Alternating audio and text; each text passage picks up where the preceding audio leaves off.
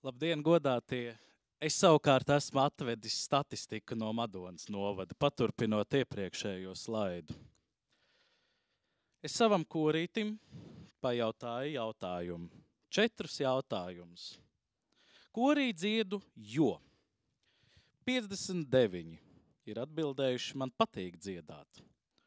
49 ir atbildējuši, gribu uz dziesmu svētkiem. 21 ir atbildējis, te ir daudz draugu.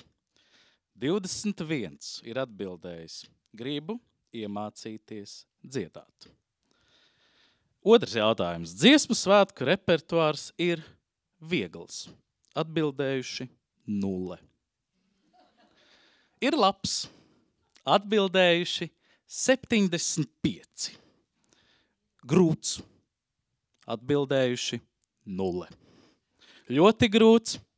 Atbildējuši 0. Gaismas pils skolānu dziesmu svētkos. Par grūtu nevajag. Atbildējuši 0. Gaismas pils ir laba, bet var arī bez. Atbildējuši 0. Obligāti vajag. Atbildējuši 78. Un sāku dziedāt es bērnu popgrupiņā, padziedāju pie savas brīnišķīgās sākumskolas klases audzinātājas Veldas Veinbergas 2 gadus padziedāju. Līdz brīdim, kad man bija jādzied otrā balss. Apvainojos, nepratu un pametu. Ar to arī manas dziesmu gaitas bērnībā ir beigušās. Un kaut kā tā atgadījās, ka vienā mūzikas literatūras stundā es dzirdēju, neticēsiet, gaismas pili. Un no tā viss arī sākās. Nevienu stundu mirkli nesot, ko arī izdomāju, es būšu diriģents. Tā mani pirmie dziedāšanas skolotāji, Jānis Baltiņš, Uldis Kokars, sāka mani skolot. Un liels par to paldies viņiem. Un mans uzdevums ir motivēt viņus un iemācīt viņiem dziedāt. Viņi visi dotajā brīdī dzied labāk par mani, kad es biju viņu vecumā, jo es nedziedāju vispār. Jebkurš cilvēks, ja tev ir vesels potītes, vesels kājas, viss kārtībā ar tavu ķermeni, var noskriet maratonu. Vai es tagad varu noskriet maratonu? Nē, man jātrenējās. Es trenēšos, varbūt gadu, varbūt 2, varbūt 3, bet, ja es trenēšos regulāri, neatlaidīgi, es noskriešu maratonu. Tieši tāpat dziedāšana. Ja foniatrs tev nav pateicis, ka tev ir kādas problēmas, tātad tu vari dziedāt un visus lāčus vari atstāt pasaku grāmatās.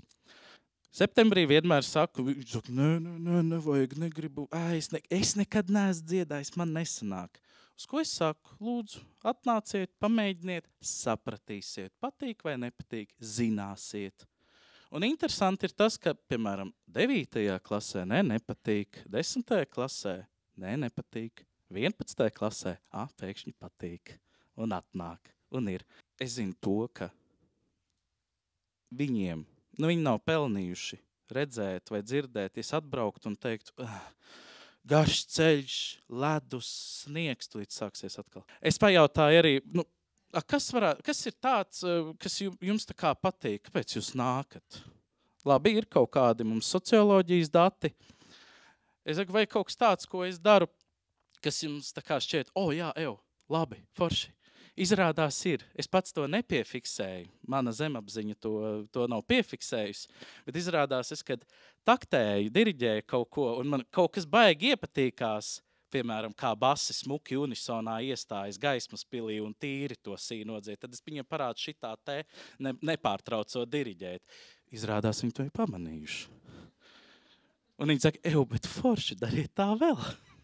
Lieta, kas mani motivē, ir tas, ka jūs redzat Madonas valsts ģimnāzijas jaukto kori, bet šeit ir svarīgi atgādināt vienu lietu. Šie jaunieši, Madonas novads ir no Ērgļiem līdz Lubānai 100 kilometri. Viņi satikušies, šeit ir jaunietis no Bārkavas, šeit ir jaunietis no Praulienas, no Madonas, no Bārkavas, ir jaunieši no Lubānas, Lubāna, lūk. Ir jaunieši no Kalsnavas, Bērzauns, ir jaunieši no Ērgļiem. Un man tas ir jāapzinās, ka viņi ir no dažādām vietām un jāspēj viņiem dot to labāko, ko es varu iedot. Viņi īstenībā, jo tālāk no Rīgas, jo lielāki ir sava novada patrioti. Tas prieks ir, ziniet, kur? Tas prieks ir tajā, ka es klusībā ceru, ka kādi no tiem puikiem nākamgad, aiznākamgad stāvēs tur 4., 5. rindā, bet tas īstais prieks, kad es sāku strādāt Juglā, es iepazinos ar šitādiem puikiem, tad viņi bija jauktajā korī, miniet no 3 reizes, kur viņi tagad dziedonī, tieši tā. Mēs šodien ļoti daudz runājam par tradīcijas turpinātību un atjaunotni un tieši ceļu. Un šeit jau arī parādījās šī tēze, ka dziesmu svētki, protams, kā notikums nedēļas garumā, ir svarīgs. Bet mums ir svarīgi redzēt, kas notiek pēc tiem dziesmu svētkiem. Un nevis vienkārši, kas būs ar nākošajiem dziesmu svētkiem, bet aiznākošajiem, aiznākošajiem.